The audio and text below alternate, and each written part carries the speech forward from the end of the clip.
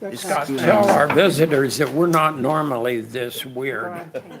Okay, good evening, everybody. This is the July 27th, 2022 meeting of the Moscow Planning and Zoning Commission. Before we start, I have an announcement to make, a clarification. At the public hearing, which is the third agenda item.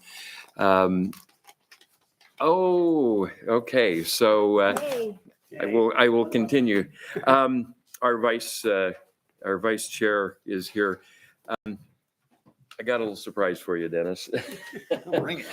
So during the public hearing where we approved this project, I recused myself because I'd had an association with the applicant, Jim Swift. Not a conflict, and I don't have a conflict with the project. But on the advice of the Moscow City Attorney, we decided the appropriate thing would be for me to recuse myself. And she advised me that meant I would exit the chambers, and the vice chair would run the public hearing, and then I would re-enter. So, Dennis, I'm sorry that I didn't get to warn you earlier, but when we get through the approval of the minutes and the public comment, I'm going to turn the meeting over to you to run the public hearing, and then I'll be out, and then I'll just come on back in, and we'll continue on. I think it should be pretty short after that. So, Okay. All right. With that, we have the minutes from the July 13th meeting, and Victoria had some edits that Jennifer has incorporated. Do we have any other additions, deletions, corrections? If not, would somebody like to move to Their approval. Okay, Joel moved for approval. A second. Drew, second. All in favor? Aye. Opposed and abstentions. Okay, great. Next is the public comment period. If anybody would like to come up and address the commission, we do have people in our audience. Do either of you wish to address the commission this evening? Okay, very good. We'll skip on past that. So with that, the next item is the public hearing. I will exit, and I'll be back with you, Dennis. Thank you very much. Appreciate you. We'll do it. Do our best in your absence.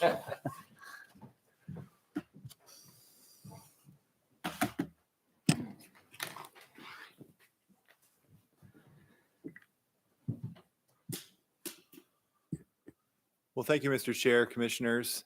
Before you tonight, we have a public hearing, and this is Anderson's 7th edition subdivision, a request by the original developer of the subdivision to revisit one of the conditions of approval on that subdivision. So Anderson's 7th edition, it was 5.88 acres in size, contained 18 lots ranging from a little over 9,600 square feet to 23,672 square feet in size. There was a stormwater detention pond that was at the northeast corner of Sunnyside Avenue and Palouse River Drive.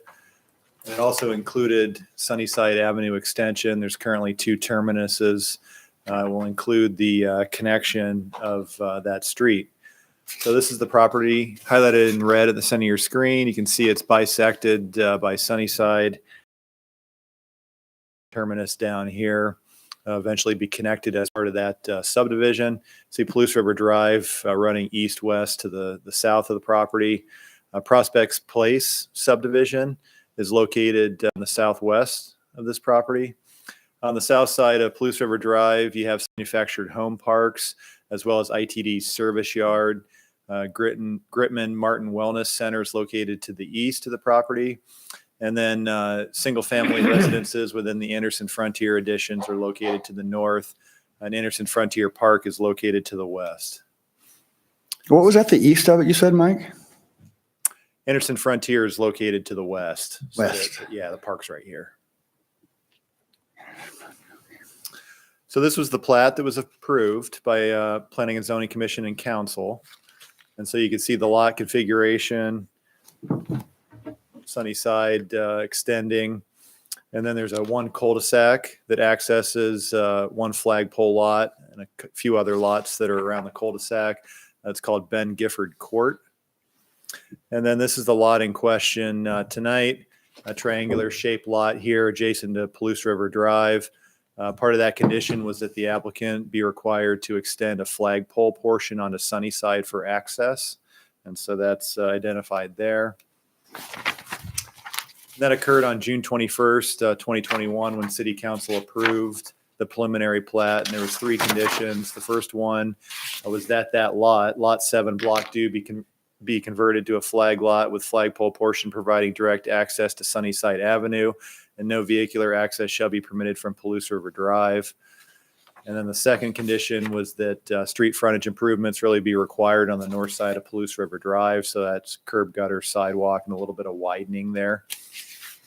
And then a pedestrian path. So there was a rezone back in 1993 that required a pedestrian path to be connected from, at the time, Latah Care Center, I believe, all the way to Anderson Frontier Park. And so that's still a condition on this plat. And so that was just increasing that width to 10 feet is what it stipulated within that rezone in 1993. So in just increasing the pathway to that width. So February 22nd of this year, the final subdivision plat was approved by City Council, and they're currently doing some earthwork and putting in some infrastructure out there presently. So that brings us to June 22nd of this year. Developer had requested to eliminate one of the 3 conditions of approval of the plat. And that request is part of your packet tonight. And so that's the first condition about the triangular shaped lot 7, Block 2. It's already been converted to a flagpole, so that isn't really before us tonight, but it's the access. No access shall be permitted along Palouse River Drive. The applicant submitted some additional materials referring to a commercial development that they would like to pursue on the lot and would like access for that commercial development. So it has about 418 feet of frontage on Palouse River Drive. Developer stated the commercial use is planned for the property, which would cause a disruption if access from Sunnyside Avenue is currently proposed. So you envision the property is currently zoned R4. It's anticipated that meets the minimum lot size for those lots directly adjacent to Sunnyside Avenue. And so you'd have the flagpole being accessed from Sunnyside down to the property. And if it was a commercial use, then you'd probably have quite a bit more traffic being accessed on that flagpole portion than you typically expect for, say, a single family that be developed on the property. So that was their point there. They've also indicated that there's a little bit differential in the grading of the property. So it results in lot 7, Block 2 being significantly lower than the lots adjacent to Sunnyside Avenue. So probably anticipating that those lots would probably be daylighted out the back for the residential off of Sunnyside. And then this would be quite a bit lower to provide a little bit better access to Palouse River Drive. So it is located within the R4 zone, so multiple family residential. We allow really a wide range of residential uses as well as commercial uses. Professional office type uses are allowed, but they're limited to 2,000 square feet in size. And so looking back at our original recommendation as far as just limiting the access side of Avenue, really just determined from the size and odd shape of this parcel, we anticipate the use of this property was probably going to be residential. So we were more concerned with the residential driveway coming off of Palouse River Drive since it's designated as a minor arterial. There'll be improvements, like one of the conditions indicated, the original approval that there'll be improvements to Palouse River Drive. And then there'll also be improvements as part of the Eddington addition further to the west.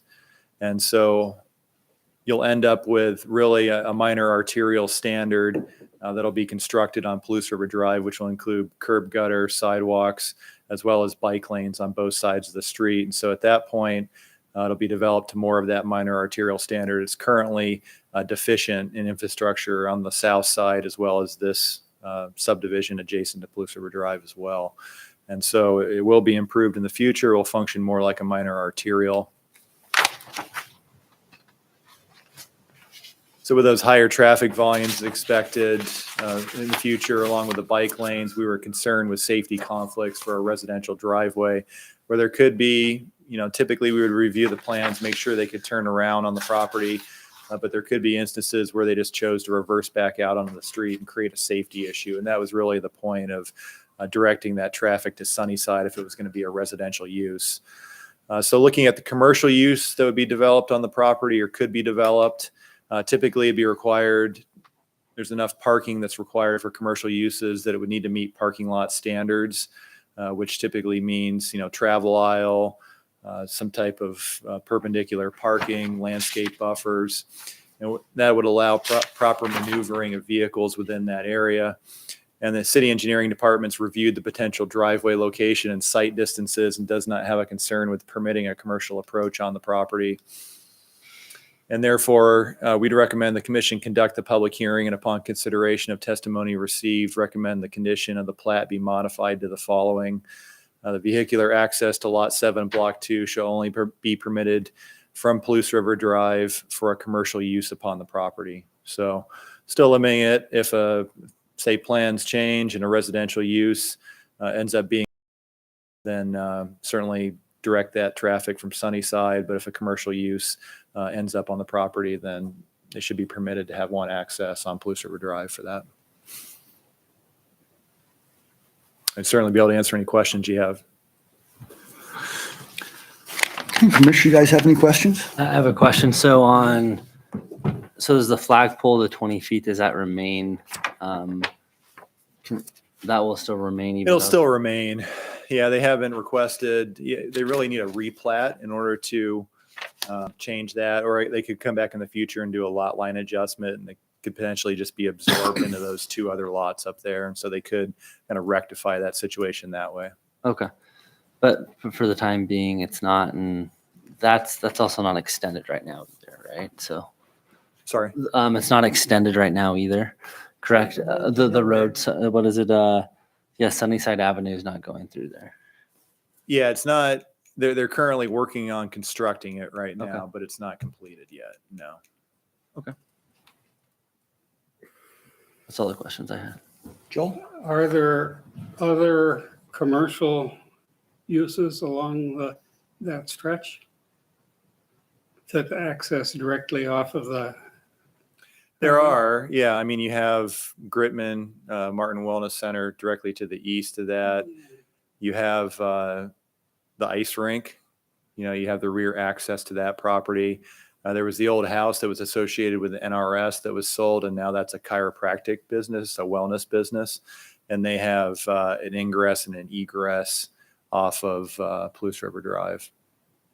So that house right there you're talking about, could that be a residential house later in life? The when you're talking about the massage or whatever? It could, yeah. It was originally, I think, a residential house. Then the NRS used it as more of like an employee lounge office type building. And then since NRS had relocated and moved to the old Tidymans, that was sold along with the main building that went to the ice rink. And so, yeah, they converted it from that office use to more of a medical office use for the chiropractic business. So on properties like this, should we zone it commercial so down the road people won't use it as a residential? I don't know what kind of building's going to be built there, but. Yeah, I mean, the whole south side of Palouse River Drive is zoned motor business. Even though it doesn't really reflect that, it has manufactured home parks, as well as ITD service yard, which could be a motor business type use. But yeah, I mean, this property was rezoned in 1993. The applicant chose not to go through a rezone when they subdivided, went through the subdivision plat process. So the zone is essentially what it is currently. But yeah, it probably makes sense to maybe have, R4 zone allows some commercial that fits in more with a neighborhood, and that's kind of what we have. And so I think it's an appropriate use to provide the buffer between the single family to the north and then the more intense residential and commercial to the south. So. Okay. You guys have any more questions? Nels, I know you got something. Nels, nothing? I can't think of a really good issue. It's just a little odd. The street's a tiny bit odd, but I don't think it's an issue. You just can't decide quite what it is. but it's a busy street, and we know that it'll probably remain that way.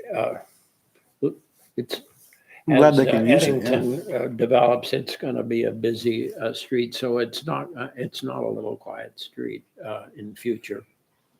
Right. Yeah, I guess the reason I asked about the other commercial is I'm thinking that street is going to be increasing in its traffic density, and I'd certainly like to see any development there allow cars to exit front end first into the traffic rather than backing out. Right. Yeah. That's what concerns me. Yeah, and you have rather large parcels just associated with the manufactured home parks.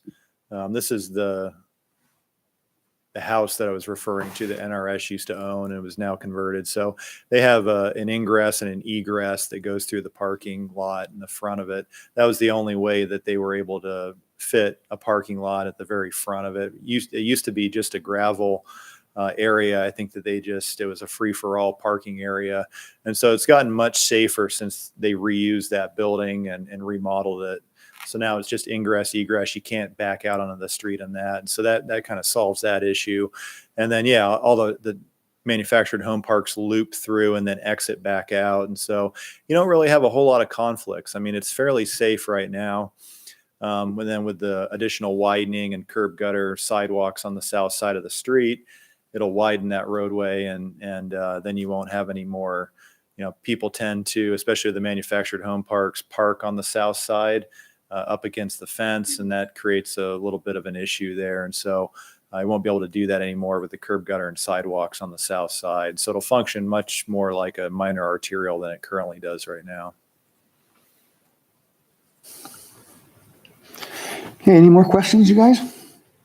All right, Mike, thanks. So with that, I guess we open the public hearing. Right. Okay, and we hear from the applicant first, which is Scott, right? All right. Yeah, Scott Becker with Hodge and Associates, 451 or 405 South Washington. And thank you, commissioners. I appreciate you taking the time to look at this. Mike covered most of it very well. There's just a couple of things I'd like to also add that if you can see down in the south side there, that's also the ITD lot. So ITD trucks, as they're coming in and out of there, this commercial lot that we're proposing would be able to be graded down to the street level and create more of a buffer to the residents above it. Another restriction that maybe the commissioners have forgotten is the height restriction on the buildings for this subdivision. We're only allowed Oh, yeah, I did that. sorry, one building height, and then with the possible garage or half, like 1.5 stories is the limit. So it limits the use for like high density residential. That's why we kept it R4 to keep some options open. But other than that, this seemed like a very good use for a small, modest office building. So with that, I would gladly answer any questions that you might have, or if some questions come up during the public hearing, I'll Perfect. come back and answer those. You guys have any questions for Scott? All right, thanks, Thank you Scott. very much. Appreciate it. Okay, now we're here. Anybody for the project? No? Okay, in support of, general comments, nothing? Okay. So any opposition? Nothing? Okay, so what we do now, Mike? Close it? Correct. Yep. Okay, we'll close the public hearing then. Sorry. All right, we'll close that and then any more discussion you guys have, or? That's it? It's a good idea. I agree. I think it As is. residential, it's one thing, but as commercial, it's a totally different story. And Yeah. bringing it down to street level and having that buffer, and you don't want business traffic going through Sunnyside, through the neighborhood. So I it's agree. the right thing to do. I agree. So do we make a motion on this and vote on it now? So what, I hear a motion from anybody? Motion. Drew Approve. made a motion, second from anybody? Second.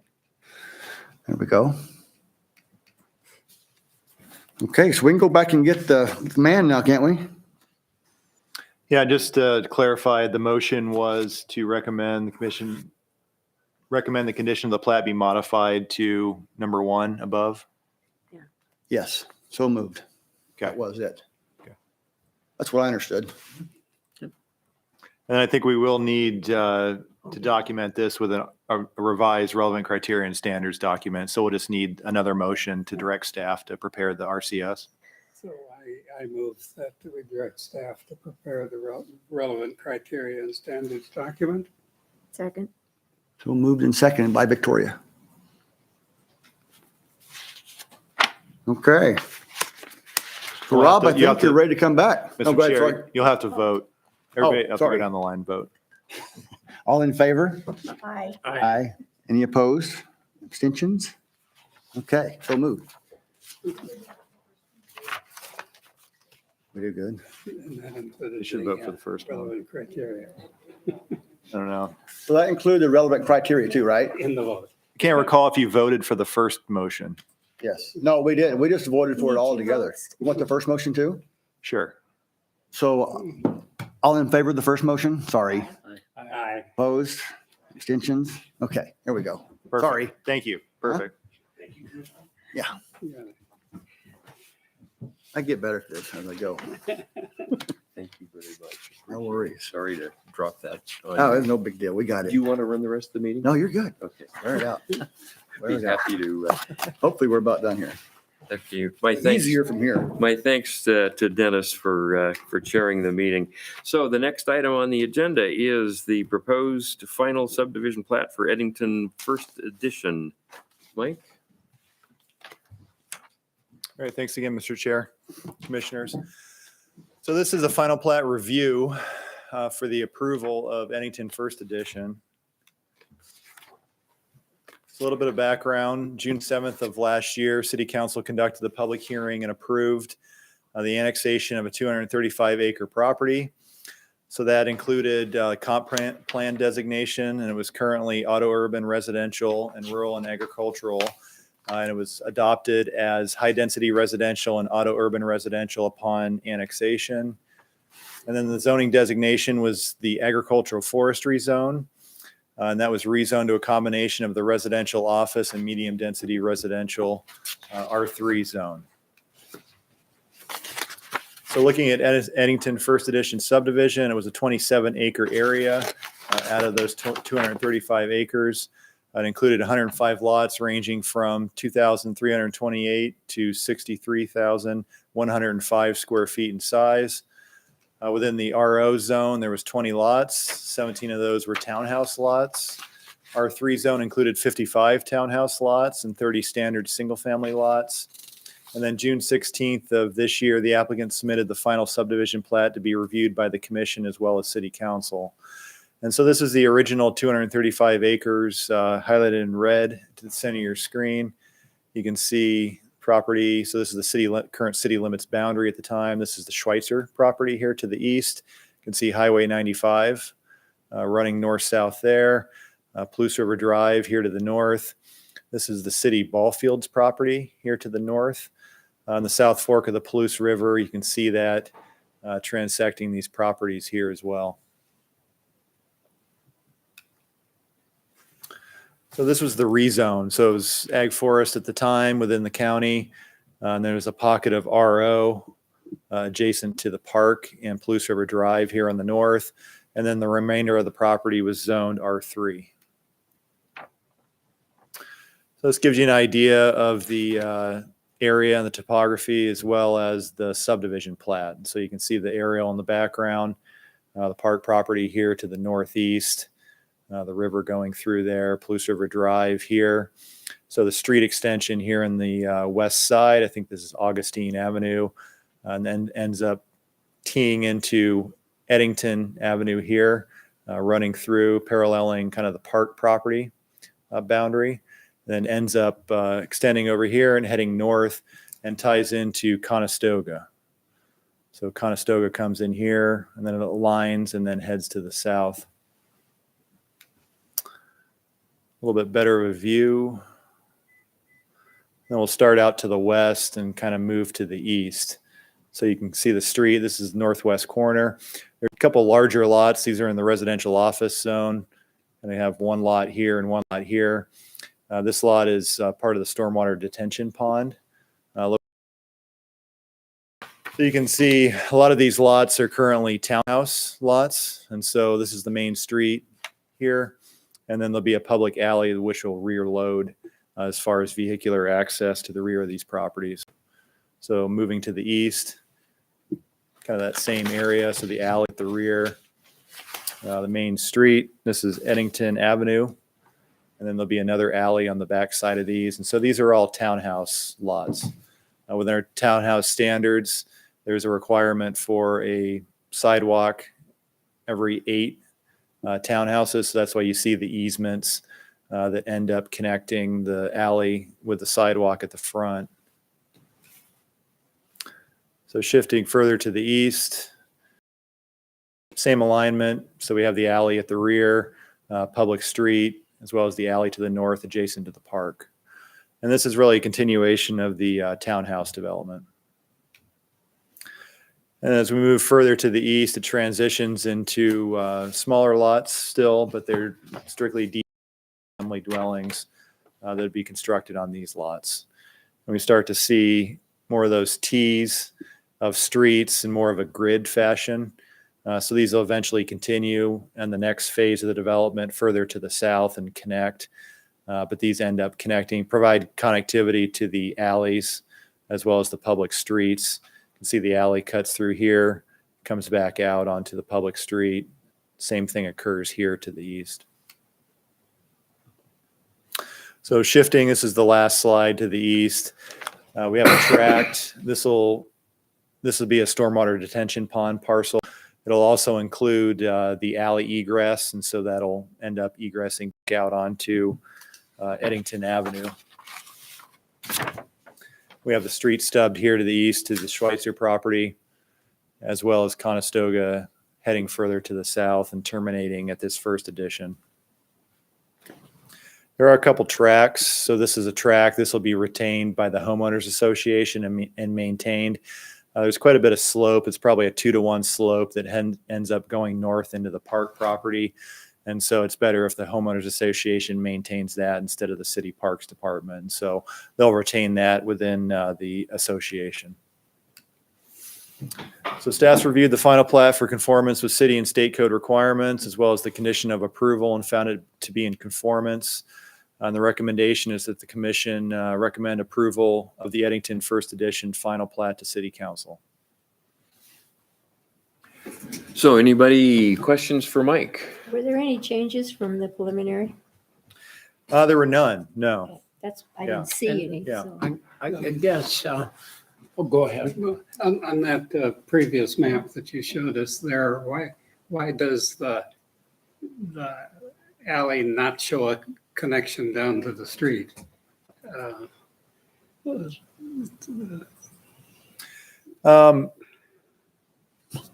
It'll end, so in the construction drawings, it just goes across that tract. And so they chose just to keep it in that tract and just have it still come back out onto the street, but weren't required to show it just because they were dedicating the tract to the city. Yeah. Seems like it ends up as a end. But just want to be sure they're actually going to put some connectivity in there. Yeah. Oh, yeah, yeah. Because that wouldn't meet fire code the way it's drawn, correct? It wouldn't. Yeah, it'd be greater than 150 feet, so they'd need a fire truck turnaround.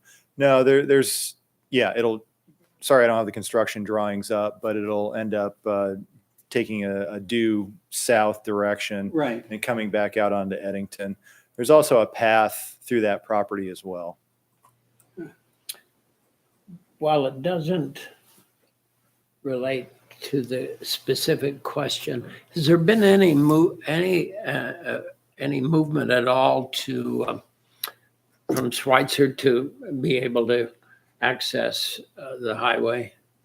Have you heard any? Is anything come along that way? It just seems to me like that would sure be a Well, there, civilized thing to do. yeah.